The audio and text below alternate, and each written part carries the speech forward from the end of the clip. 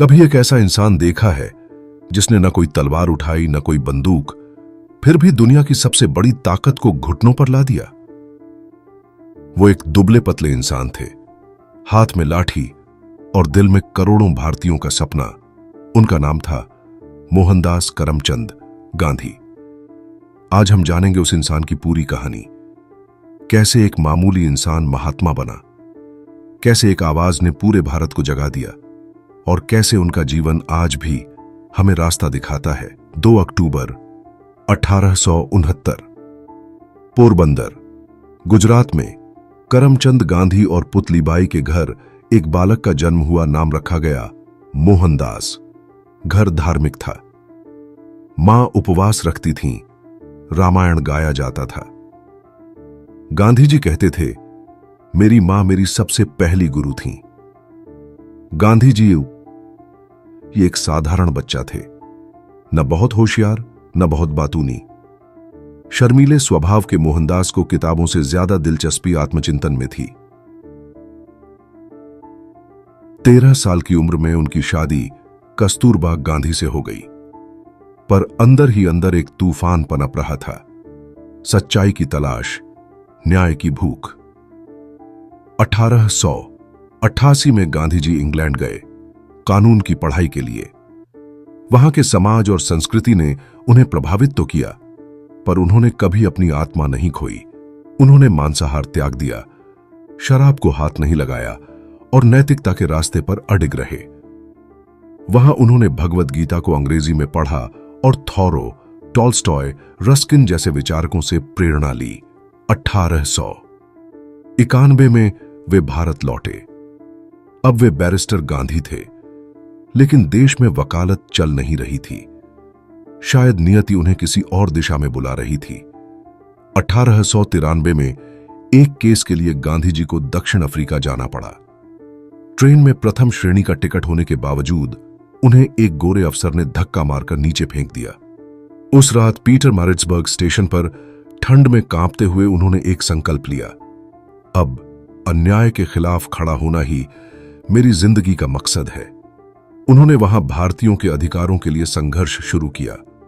1913 में उन्होंने सत्याग्रह का पहला प्रयोग किया और अंग्रेज सरकार को घुटनों पर ला दिया बिना हिंसा के। दक्षिण अफ्रीका ने गांधी को नेता बना दिया। 1915 गांधी जी भारत लौटे। गुरु गोपाल कृष्ण गोखले ने उन्हें देश को समझने की सलाह दी। गांधी गांव-गांव गए, लोगों के बीच रहे, उनके दुख देखे, भूख देखी, गरीबी देखी। वो मानते थे कि भारत की आत्मा गांवों में बसती है। उन्हें राजनीति से ज्यादा चरित्र निर्माण, स्वदेशी और आत्मनिर्भरता की चिंता थी। शुरुआती आंदोलन 1917 चंपारण आंदोलन। बिहार के किसानों को अंग्रेज जबरदस्ती नील की खेती कराते थे।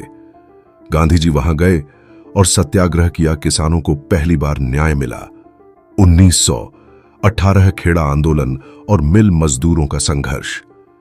धीरे धीरे भारत के हर कोने में गांधी का नाम गूंजने लगा।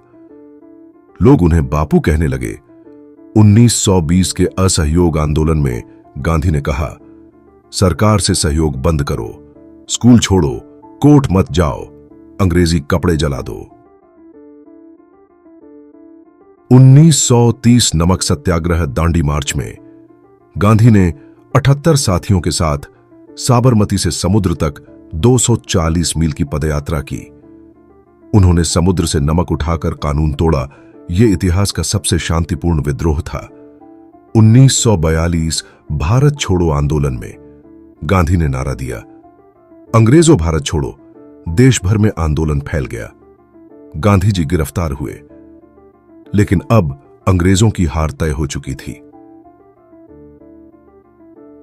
15 अगस्त 1947 भारत आजाद हुआ, लेकिन साथ ही पाकिस्तान बन गया खून खराबा, दंगे, लाखों की जान गई।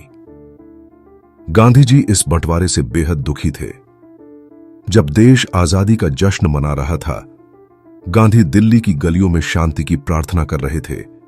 उन्होंने उपवास किया हिंदू मुस्लिम एकता के लिए और लोगों को हिंसा छोड़कर भाईचारे की ओर लौट आया। 30 जनवरी 1948 गांधी जी दिल्ली के बिड़ला भवन में प्रार्थना सभा के लिए जा रहे थे। नाथूराम गोडसे ने 3 गोलियां चलाईं। गांधी गिर गए।